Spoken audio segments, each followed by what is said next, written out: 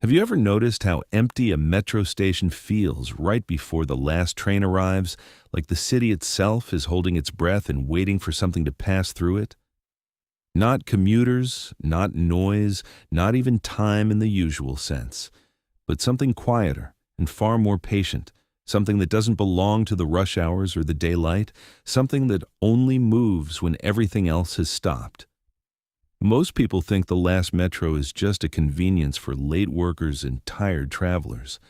But the truth is, there's a reason the staff never linger after dispatching it, and there's a reason some regulars refuse to ever take it, no matter how desperate they are to get home.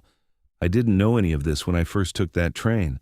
I only knew I had missed the second to last one, and the display board flickered with that dull orange text that read, "Last train, 2 minutes," blinking slower than usual, as if even the system itself was tired. The platform was nearly empty, just a man sitting too still at the far end and a woman pacing near the staircase, her footsteps echoing in a way that didn't quite match her movement. The air felt heavier than usual, like the underground had swallowed too much silence and didn't know what to do with it. When the train arrived, it didn't screech like it normally did, didn't push wind ahead of it, didn't even seem to fully stop in a natural way. It just appeared, slowing into the station with a smoothness that felt wrong, like watching something pretend to be mechanical. The doors slid open, and for a moment, no one moved, not even me, even though I had been waiting. It was like an unspoken hesitation had spread across the platform, something instinctive, something ancient. But then the woman stepped in quickly, almost urgently, and I followed, telling myself I was just being paranoid. Inside, the train was mostly empty, but not completely. A few scattered passengers sat far apart, each of them strangely quiet, none of them looking at their phones, none of them making eye contact. That was the first thing that felt off, because even at the latest hours, people cling to their screens like lifelines.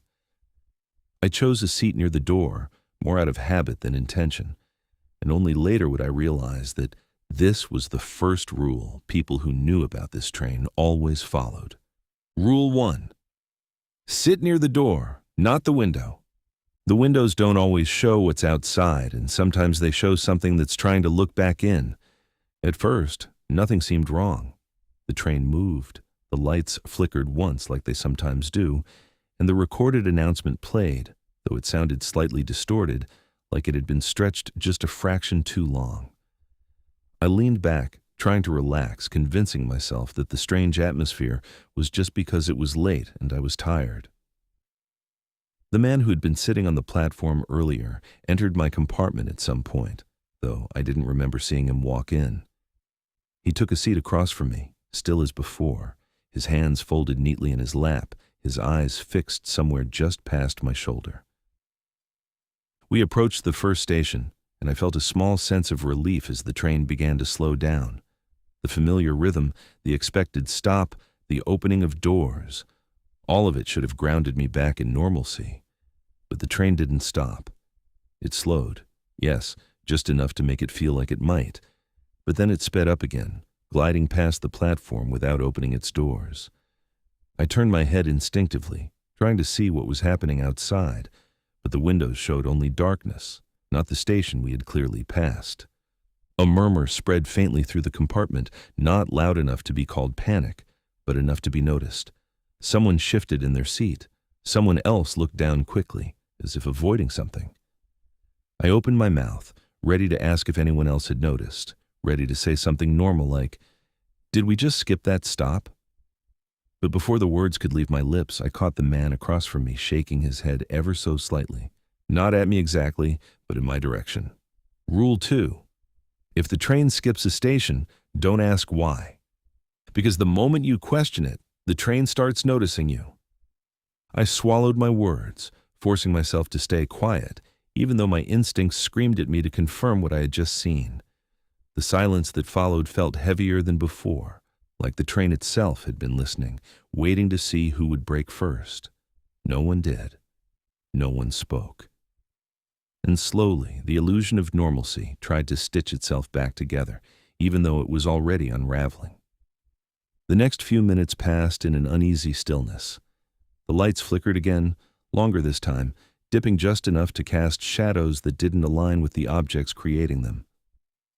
I noticed then that the reflections in the window beside me were slightly delayed, moving just a fraction of a second after I did. I turned away quickly, remembering the first rule, even though I hadn't known it consciously at the time. That was when it happened. At the far end of the compartment, near the connecting door to the next carriage, someone appeared. Not walked in, not stepped through, just appeared, as if they had always been there, and my eyes were only now catching up. I felt a chill crawl up my spine, because I was certain that space had been empty just seconds ago. The figure stood there for a moment, unmoving, its head slightly tilted, as if listening to something no one else could hear. Then, without any sound, without any mechanical cue, it moved forward. The doors hadn't opened at any station, the train hadn't stopped, and yet, something had entered. No one reacted, not a single person turned their head, not a single person acknowledged it. The man across from me didn't move, didn't blink, didn't even shift his gaze. It was like an invisible rule had settled over everyone at once, something deeply understood, something that didn't need to be spoken aloud. My chest tightened as the figure slowly took a seat 2 rows down, its movements unnaturally smooth, like it was mimicking how a person should sit rather than actually knowing how. I could feel my pulse in my throat, my hands gripping the edge of the seat as every instinct told me to look, to confirm, to understand what I was seeing. But something stronger held me back. Rule 3. If someone gets in without the doors opening, don't react. Because if it realizes you've noticed, it will come closer to make sure you see it properly. I forced my gaze forward, staring at the opposite wall, even though every part of me wanted to turn. The air in the compartment grew colder, noticeably so, enough that I could see the faintest hint of breath when I exhaled. The train continued moving, but it no longer felt like it was following tracks. It felt like it was drifting, like direction had become optional. And then, very softly from somewhere behind me, I heard it. A voice, low and almost curious. "Did you see me come in?" I didn't move. I didn't breathe. And I definitely didn't answer. For a long moment after that voice, the entire compartment seemed to shrink into itself, like the air had been pulled tight and stretched thin between everyone sitting there. No one turned, no one reacted. It was as if the question had never been asked at all, as if the sound itself had been swallowed the moment it existed. But the silence that followed wasn't normal silence anymore. It had weight. It pressed against my ears. It made my heartbeat sound too loud, too noticeable, like something that could give me away if I didn't control it. I kept my eyes fixed ahead, forcing them to stay on the dull metal panel across from me, even though my vision kept trying to betray me, trying to flick toward the reflection in the window beside me. That reflection was wrong. I could feel it without even looking properly, like something in it wasn't syncing with the real world. The faint outline of movement lagged just slightly behind, like it was thinking before copying. I clenched my jaw and leaned just a little forward, making sure the window stayed out of my direct line of sight. The train rattled softly, but not in the usual way. The vibrations felt uneven, like the tracks beneath us weren't consistent anymore, like we were passing over gaps that shouldn't exist.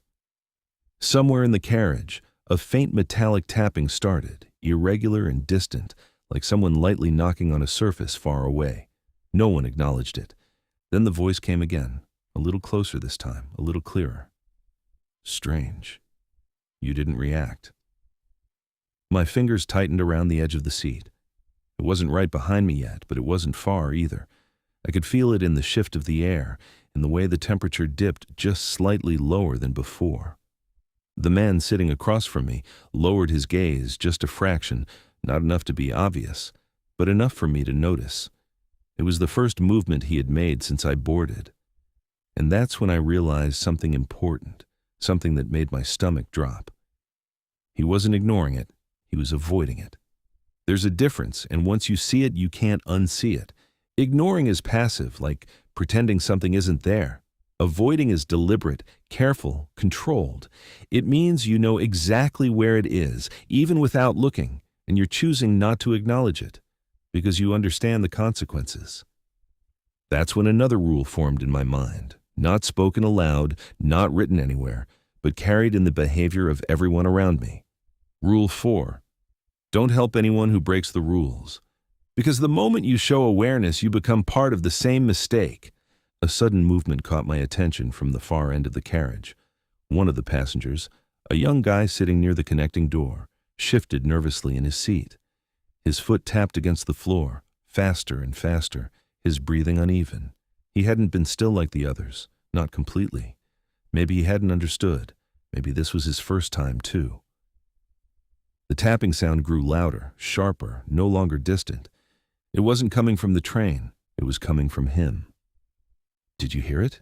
he whispered suddenly, his voice cutting through the silence like something fragile snapping. No one responded. His eyes darted around the compartment, desperate, searching for someone, anyone, to confirm that he wasn't imagining things. And for a second, just a second, his gaze landed on me. That was enough. I looked away instantly, my chest tightening, my breath caught halfway. But I knew it was already too late for him. The temperature dropped again, faster this time, like something had shifted its attention. The voice behind me moved. Not with footsteps, not with sound, but with presence. It was closer now, close enough that I could feel it just behind my shoulder, like someone leaning in without quite touching. "Oh, you can hear me too, can't you?" it said softly. But not to me. To him. The young guy froze. His entire body went stiff, like every muscle had locked at once. Slowly, against every instinct that should have stopped him, he turned his head. And he looked.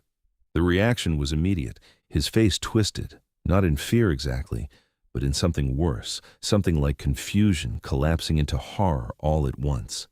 His mouth opened, but no sound came out, just a strained, silent gasp. His eyes widened too far, like they were trying to take in more than they should. Whatever he saw, it wasn't something a person was meant to process. And then, just as suddenly, he stopped moving. Completely. His body relaxed in a way that didn't feel natural, slumping slightly in his seat, his gaze still fixed on the same spot, unblinking, empty. The tapping stopped. The cold lifted just a little, and the presence behind me shifted away. No one reacted, not even a flinch. It was like the entire carriage had collectively agreed that nothing had happened, that the empty shell of a person sitting at the far end was just another passenger, just another part of the background. My throat felt dry, my hands numb, but I forced myself to stay still, to breathe evenly, to exist in the same controlled, careful way as everyone else. Because now I understood something else. This wasn't random. This wasn't chaos. There were patterns here, rules, consequences, and the people who survived this train weren't lucky. They were disciplined. The train began to slow again, more noticeably this time. The dim lights flickered overhead, dipping into darkness for just a second too long before returning. I felt a flicker of hope, small but desperate, as I assumed we were approaching another station. Maybe this time it would stop. Maybe this time the doors would open. Maybe this would end. But as I glanced up at the route display above the door, my hope collapsed almost instantly. The station name blinking on the screen wasn't one I recognized. It wasn't even formatted properly. The letters seemed slightly off, like they didn't belong together, like they were trying to imitate a real name but couldn't quite get it right. Some characters flickered between symbols, some stretched unnaturally, as if the system itself didn't understand what it was displaying. And then the train slowed further. Too much. Not like it was arriving, like it was deciding. Another rule settled into place, heavy and undeniable. Rule 5. If the train stops at a station you don't recognize, don't get off, even if the doors open, especially if they open. The carriage grew quieter than before, if that was even possible. The kind of quiet where you become aware of every tiny sound your body makes, every swallow, every shift of fabric. No one stood, no one prepared to leave. But the doors were about to open. And for the first time since I boarded, I wasn't sure if staying inside was actually safer. The train came to a full stop with a softness that felt deliberate, like it was trying not to disturb something waiting outside. For a second, nothing happened. No announcement, no chime, no flicker of the usual signals that tell you it's safe to move, safe to step out, safe to exist normally again. The doors stayed closed, and in that brief pause, a strange thought crossed my mind, something irrational but persistent, like the train itself was hesitating. Then the doors slid open. Not all the way, just enough. A narrow gap stretched along the doorway, wider than a crack, but not enough for a person to comfortably walk through without turning sideways. Beyond it, there was no platform in the way I understood platforms. No bright tiles, no signage, no waiting passengers. Just a dim, colorless expanse that looked unfinished, like a place that had been abandoned before it was ever completed. The light outside didn't come from a source I could identify. It just existed, flat and directionless, casting no proper shadows. No one inside the carriage moved. That alone told me everything I needed to know. The air shifted again, not colder this time, but heavier, like something outside had noticed the opening and was now aware of the option it presented. I kept my gaze fixed forward, but the edge of my vision betrayed me, catching glimpses of movement in that gap. Not clear shapes, not figures, just distortions, like heat waves bending the air, except there was no warmth here, only that suffocating stillness. And then, from somewhere just beyond the doors, something spoke. Last stop. The voice didn't sound like the one from behind me earlier. This one was flatter, emptier, like it had no interest in being understood, only in being obeyed. It echoed slightly, but not in a natural way. More like the sound was being repeated incorrectly, overlapping itself just out of sync. No one stood. No one even flinched. I felt the urge rise in my chest, sharp and sudden, the instinct to leave, to escape, to take the open door as an opportunity before something worse happened inside, because staying didn't feel safe anymore. But neither did leaving. And that was the trap, I realized. That exact moment of uncertainty, where both choices feel wrong, that's where people make mistakes. I swallowed hard, forcing myself to stay exactly where I was. Because the rule was clear. Don't get off, especially if the door's open. A faint sound came from the gap, something like a foot dragging across the floor, slow and uneven. My heart started pounding again, louder than before, because that sound was getting closer. Not inside the train, but right at the threshold, right where the opening was too small for anything normal to pass through easily. And yet, something tried. At first, all I saw was a hand. It slid into the gap slowly, fingers first, bending at angles that didn't quite make sense, pressing against the edge of the door as if testing it. The skin looked wrong, stretched too tight in some places and too loose in others, like it didn't fit properly over whatever was underneath. The fingers twitched, feeling along the metal, searching. I froze, every muscle locked in place, because the hand wasn't reaching randomly. It was reaching inward, feeling for someone. Another rule settled in, colder than the rest. Rule 6. If something tries to enter through a half-open door, don't move. Movement draws attention. Stillness makes you harder to choose. The hand lingered for a moment, fingers curling slightly, as if disappointed by what it didn't find. Then, slowly, it withdrew, slipping back into the dim nothingness beyond the train. The dragging sound followed, retreating into the distance, fading until it was gone completely. The doors stayed open, too long, long enough for doubt to creep back in, for the thought to return, quieter this time, but more dangerous. What if this really was the last stop? What if staying meant never leaving at all? I could feel it in the way the air shifted again, not from outside this time, but inside the carriage. Something subtle, something patient, like the train itself was waiting to see who would break under that pressure, who would choose wrong. And then someone did. It wasn't loud, it wasn't dramatic, just a small movement from the far end of the carriage, where the young guy had been sitting earlier, Now nothing more than a hollow presence in his seat.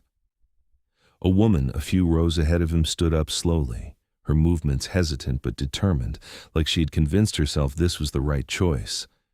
No one tried to stop her. That was the worst part. She stepped toward the door carefully, her eyes fixed on the gap, her breathing shallow but steady. For a second, just a second, she hesitated right at the threshold. And I thought maybe she would stop.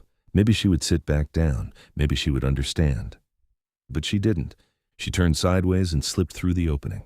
The moment she disappeared beyond the door, the gap slammed shut. Not gradually, not smoothly, violently. The sound echoed through the carriage, sharp and final, like something had been sealed rather than closed. The lights flickered hard, plunging everything into darkness for a split second before returning. And the train started moving again. No announcement, no delay, just motion. I stared at the closed doors, my chest tight, my thoughts racing, because something about that felt wrong in a new way. Not just dangerous, but different from before. Like a line had been crossed, something had been taken. The route display above flickered again. The name that had been there disappeared. And in its place, a new message appeared, steady and clear this time. Next stop. No name, just that. A quiet realization settled over me then, heavier than everything that had come before. This train doesn't have a final destination. It just keeps going. And the rules, they aren't there to protect you forever. They're there to delay your turn. As I sat there, trying to keep my breathing steady, trying to stay as still and unnoticed as possible, I felt it again. That presence, not outside, not at the doors. Inside, closer than before, slowly, carefully, without moving my head, I let my eyes shift just enough to catch the faintest glimpse of the window beside me. The reflection stared back. But it wasn't mine. It was sitting just a little closer than I was, and it was smiling. If this felt real, that's because it was almost real. I'll see you in the next memory.